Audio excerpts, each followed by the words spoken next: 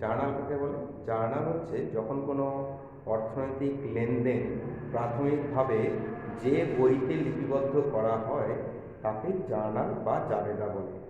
এই জার্নালগুলো করতে গেলে পরে আমাদের যে আগেকার নিয়মগুলো আমরা শিখেছিলাম, আমেরিকান রুল বা মডার্ন রুল, তো সেগুলোকে আপনারা ভালো করে অবশ্যই দেখে নিয়েছেন।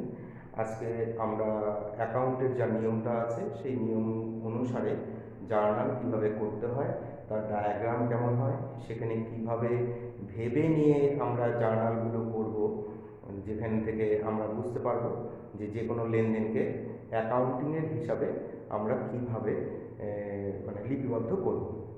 তো সেই ক্ষেত্রে আমরা বললামই যে জার্নাল হচ্ছে সমস্ত আর্থিক লেনদেনগুলো যে মানে বইতে প্রাথমিকভাবে লিপিবদ্ধ করা হয় তাকেই জার্নাল বলা হয়। অবশ্যই সেখানে আমরা কোন তারিখ অনুযায়ী লেনদেনগুলো হচ্ছে সেইগুলোকে মানে তারিখ অনুসারেই সেগুলোকে লিপিবদ্ধ করতে হবে। এবার জার্নালের ছকটা কীরকম হয় সেটাকে আমরা একবার দেখার চেষ্টা করব।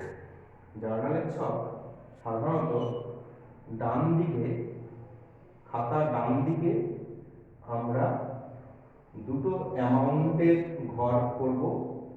খাতার ডান দিকে, একদম ডান দিকে দুটো অ্যামাউন্টের ঘর করব, তার পাশে ছোট আরেকটা ঘর করব এবং একদম খাতার বাঁ দিকে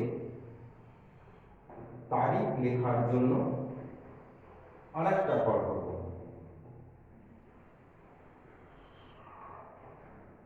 এটা হচ্ছে আমাদের জার্নাল করার ছক বা ডায়াগ্রাম। এই ডায়াগ্রাম অনুসারেই আমাদেরকে প্রতিটা অর্থনৈতিক লেনদেন যেটা হবে সেগুলোকে এর মধ্যে সারিবদ্ধভাবে লিখতে হবে। তাহলে সবার উপরে লিখবো আমরা in the books of. In the books of মানে যেই মালিকের বিজনেসের আমরা জার্নাল করব তার নামটা এখানে আসবে। যদি রাম হয় তাহলে এখানে লিখবো in the books of Ram. যদি এক্স কোম্পানি লিমিটেড হয় তাহলে এখানে লিখবো x company limited. In the books of আমরা ধরে নিচ্ছি এক্স কোম্পানি লিমিটেডে আমরা জার্নাল করছি এবং তার নিচে অবশ্যই জার্নাল বলে লিখতে হবে এবং বাঁ দিকের ঘরটাতে ডেট, তারপরেরটাতে লিখতে হবে পার্টিকুলার্স মানে বিষয়বস্তু, তারপরের ঘরটাতে লিখতে হবে এল এফ। এই এল এফ কথাটা সম্পূর্ণ অর্থ হচ্ছে লেজার ফোলিও, মানে এর পরের যেটা ধাপ আমাদের হবে সেই ধাপটা হচ্ছে লেজার। তার জন্য এখানে এই ঘরটা করা হয়। সাধারণত এই ঘরে লেজার খাতার পৃষ্ঠা নাম্বার, সিরিয়াল নাম্বার যদি কিছু থাকে তাহলে এর মধ্যে লিখতে হবে। আমরা সেটা ভবিষ্যতে জানবো যে কীভাবে লিখতে হচ্ছে, কি বিষয়ের উপর। এর পরের ঘরটাতে অ্যামাউন্টের ঘরটার একদম উপরে লিখবো ডিআর অর্থাৎ ডেবিট। তারপরের ঘরের উপরে লিখবো সিআর অর্থাৎ ক্রেডিট। এর নিচে লিখবো অ্যামাউন্ট, এই ঘরেও লিখবো অ্যামাউন্ট। এইটা হয়ে গেল আমাদের সম্পূর্ণ জার্নালের ডায়াগ্রাম বা ছক। এখানে তারিখ অনুসারে আমরা সমস্ত অর্থনৈতিক লেনদেন যেগুলো থাকবে সেগুলোকে লিপিবদ্ধ করব। যেমন ধরুন এটা হচ্ছে 2021 সাল, তাহলে 2021 কথাটাকে সবার উপরে লিখব। তাহলে জানুয়ারি মাস চলছে, তাহলে এখানে লিখবো জানুয়ারি। আজকে কত তারিখ? আজকের তারিখ হিসাবে 16 তারিখ। কিন্তু যখন আমাদের কোনো একটা বিজনেসের হিসাব হয় তখন সেটা সাধারণত 1 তারিখ থেকে শুরু হয়, তাহলে আমরা লিখব জানুয়ারি 1।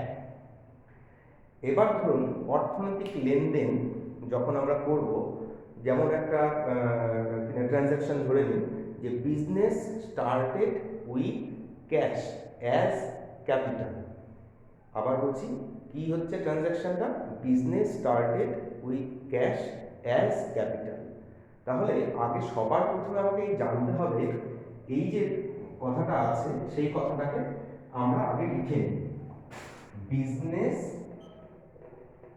Business started with cash as capital ₹20,000। তাহলে 20,000 ক্যাশ নিয়ে একটা বিজনেস শুরু হচ্ছে। এটা একটা কি হচ্ছে না, এটা একটা ট্রানজাকশন হচ্ছে।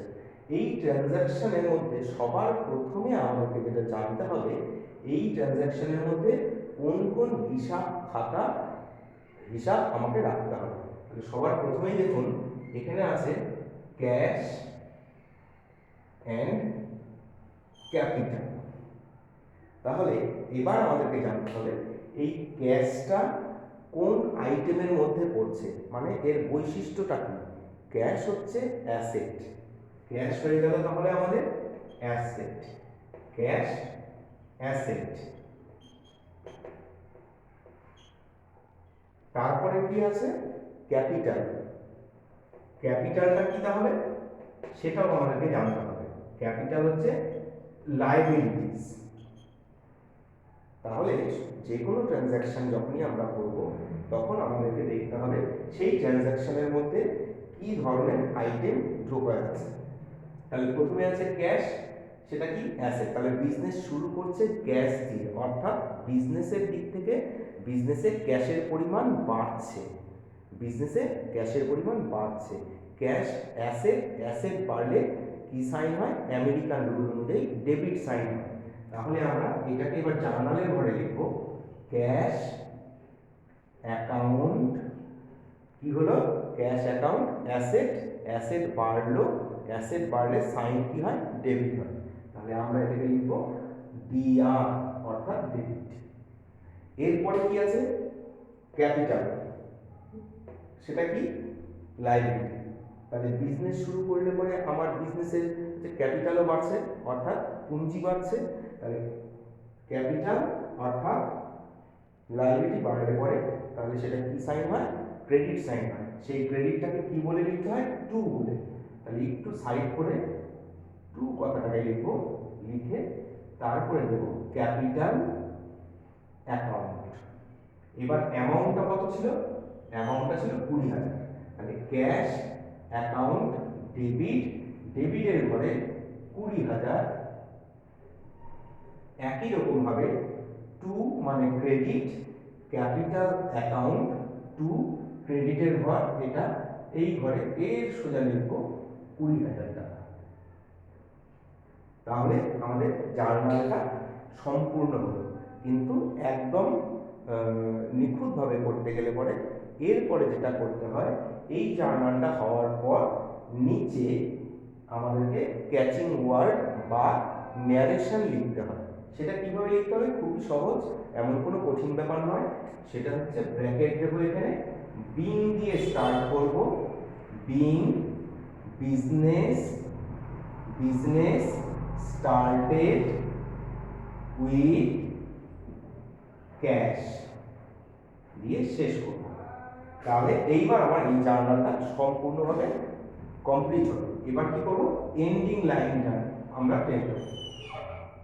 তাহলে একটা ট্রানজ্যাকশনের রেসপেক্টে আমার এখানে একটা জার্নাল সম্পূর্ণ হলো। এইভাবে বাকি ট্রানজ্যাকশন যেগুলো আছে সেই ট্রানজ্যাকশনগুলো নিয়েও আমাদেরকে একই রকমভাবে কাজ করতে হবে। ধরুন বিজনেস কোনো কিছু পারচেস করলো, বিজনেস কোনো কিছু পারচেস করলো, তাহলে পারচেস যদি করে তাহলে ধরুন যে ট্রানজ্যাকশনটা তাহলে কি হবে, goods purchase from Z company limited, এটা ধরে নিলাম যে goods purchase from Z company limited of ₹1,000, 1,000 টাকার জিনিস কেনা হলো। তাহলে 1,000 টাকার জিনিস যখন কেনা হলো তাহলে এটার মধ্যে কি হলো, লেনদেন হলো। তাহলে আমাদেরকে জানতে হবে এই ট্রানজ্যাকশনটার মধ্যে কি কি আইটেম আছে। এই ট্রানজ্যাকশনটার মধ্যে দুটো আইটেম আছে, কি কি, একটা হচ্ছে পারচেজ, একটা হচ্ছে পারচেজ আইটেম আছে, পারচেজ করা হলো, কি দিয়ে মানে করা হলো, ক্যাশ দিয়ে করা হলো। তাহলে আর একটা হলো ক্যাশ, তার মানে দুটো আইটেম হলো এখানে। তাহলে পারচেজটা কি আইটেম, পারচেজটা হচ্ছে আমার এক্সপেন্সেস বা খরচ, পারচেজটা হয়ে গেল আমার এক্সপেন্সেস। আর ক্যাশটা কি হয়ে গেল, ক্যাশটা হয়ে গেল অ্যাসেট, ক্যাশটা হয়ে গেল অ্যাসেট। তাহলে এই ট্রানজ্যাকশনটার মধ্যেও দুটো জিনিস আছে, যার মধ্যে একটা হচ্ছে পারচেস, যেটাকে বলা হয় এক্সপেন্সেস, আর একটা হচ্ছে ক্যাশ মানে অ্যাসেট। তাহলে জিনিস কিনলাম এবং টাকা দিলাম, তাহলে বিজনেস থেকে ক্যাশ কমে গেল, তাহলে ক্যাশ কি? অ্যাসেট। অ্যাসেট কমে গেলে পরে কি সাইন হয়? ক্রেডিট। তার মানে ক্যাশটা হয়ে যাচ্ছে আমার ক্রেডিট। পারচেস কি? এক্সপেন্সেস।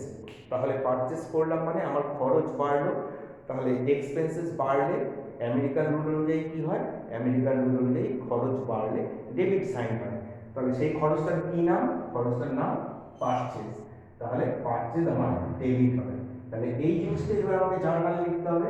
ধরে নিচ্ছি এই ট্রানজ্যাকশনটা আমার 3 তারিখে হয়েছে, 3 জানুয়ারি। তাহলে 3 তারিখ দিলাম। তাহলে এবার জার্নালটা কি হচ্ছে? পারচেস এক্সপেন্সেস, এক্সপেন্সেস বাড়লে ডেবিট। তাহলে লিখবো purchase account debit to cash account. ক্যাশটা কি আছে? ক্রেডিট। ক্রেডিট মানে কি? টু। তাহলে এখানে লিখবো টু ক্যাশ অ্যাকাউন্ট। রুপিস কত বলেছিলাম? 1000। তাহলে 1000। আবার তাহলে আমাকে কি করতে হবে? এখানে ন্যারেশন লিখতে হবে, এমন কিছু নয়। আবার ওই বিং দিয়ে স্টার্ট করব। Being goods purchased. ব্যাস হয়ে গেল। আবার এন্ডিং লাইন। এইভাবে প্রতিটা ট্রানজ্যাকশন অনুসারে নিয়ম ধরে ধরে আমেরিকান রুলসে যে 4টে নিয়ম, যে 4টে অ্যাকাউন্টের হিসাবের কথা বলেছিলাম, সেইগুলোর অনুযায়ী ডেবিট ক্রেডিট নির্ধারণ করে এইভাবে ছক অনুসারে আমাদেরকে এখানে লিখতে হবে। এটা হচ্ছে জার্নাল করার নিয়ম বা পদ্ধতি। এই নিয়মটাগুলো করার আগে তাহলে আপনাদেরকে যেটা জানতে হবে, এইরকম হচ্ছে ট্রানজ্যাকশন সম্পর্কিত যেগুলো আছে সমস্ত ট্রানজ্যাকশনগুলো আগে জানতে হবে। এই ট্রানজ্যাকশনের মধ্যে দেখুন, এখানে আমাদের বাঁ দিকে সমস্ত ট্রানজ্যাকশনগুলো আমি লিখেছি এবং ডান দিকে কি কি অ্যাকাউন্টগুলো রিলেটেড আছে সেগুলো দেওয়া আছে, তার বৈশিষ্ট্য কি সেটা দেওয়া আছে, তারপরে সেটা ইনক্রিজ করছে না ডিক্রিজ করছে সেটা দেওয়া আছে।